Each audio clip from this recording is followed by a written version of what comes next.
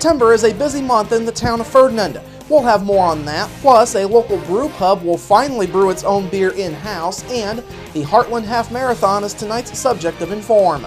All of that and much more is up next here on the 18 WJTS News.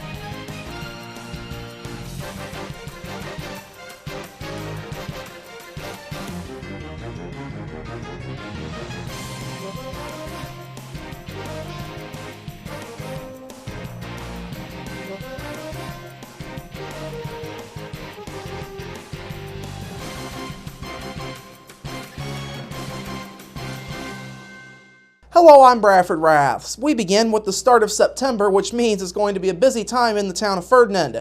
This year's Folk Fest will be held on Saturday, September 19th at Ferdinand's 18th Street Park. Elizabeth Cook of Nashville, Tennessee will be the headliner for the 6th edition of the fest. Ferdinand Town Manager Chris James says there will be plenty for everyone. A day worth of great music on the main stage, but we also have a lot of artists on the market stage and some other activities. We've got a Raptor Center visit coming in. I believe they're bringing an eagle in for a show. We're going to have some kids-related activities. Folk jammers will be doing their big jam session up on top of the hill again. The big bounce people will be in for kids to just go crazy on the inflatables through the day. It's going to be another fun day in Ferdinand. Other main stage performers this year are Georgia Brown of Bentonville, Arkansas, Nick Dittmeyer and the Sawdusters of Jeffersonville, Him for Her of Philadelphia, Pennsylvania, the Way Down Wanderers based in Chicago, Illinois, and Knoxville, Tennessee-based group the Black Cadillacs. Brown will be the youngest performer in Folk Fest history at the age of 15.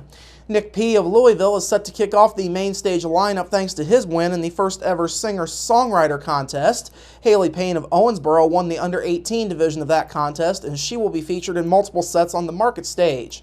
Even with the promise of this year's Folk Fest, James says there is more to come in terms of events. In October, something new that I don't have a huge amount of involvement with, but we're going to help out on a town basis, is the Rosenvolk Medieval Festival that'll be on the grounds of the Sisters of St. Benedict in October. So we've got things still coming down the line. The Rosenvolk is brand new, and then obviously Chris Kennel Market, I think it's its 19th year this year. Tourism has been going gangbusters with that for 2 decades, and we just kind of let them do their thing and get out of the way. More information on those other events will be released later this fall. After a long wait, the Schnitz Brewery and Pub will finally be able to serve its own kind. The restaurant announced on their Facebook page yesterday afternoon the brewery received the go-ahead from the state of Indiana and will feature 4 different German beers brewed in-house. These include wheat, porter, IPA, and blonde. Various seasonal beers are also going to be on tap.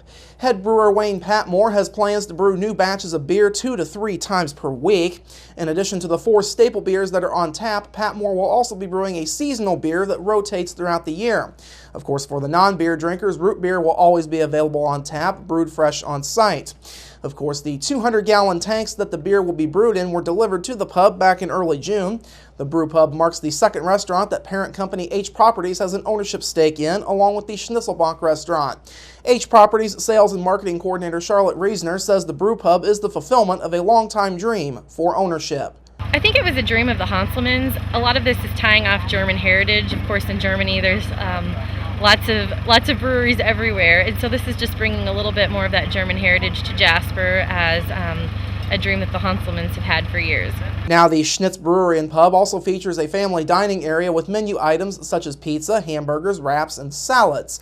The restaurant, located on the lower level of Clubhouse 61, opened its doors back in July, and an official ribbon cutting and grand opening is tentatively slated for Thursday, October 1st at 4 o'clock.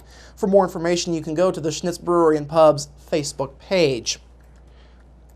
A Tea Party activist is joining the field of Republican candidates for the Southern Indiana congressional seat that GOP Representative Todd Young is giving up, a field that already includes a local state senator.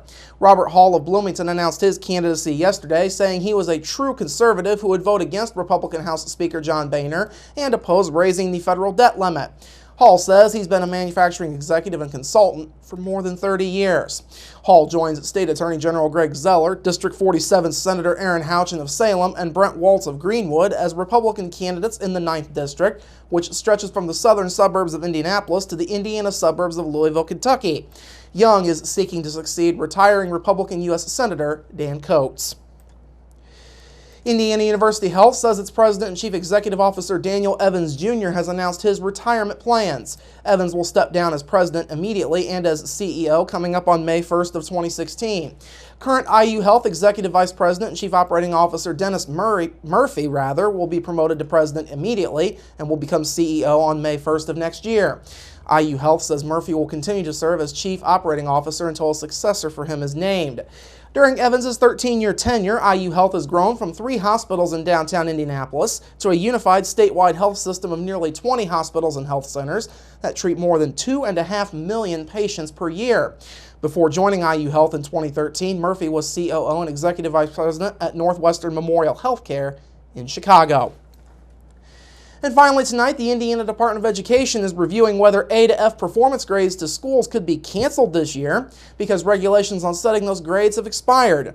Democratic State Schools Superintendent Glenda Ritz has been an opponent of the rating system, and its supporters say she is trying to undermine the process.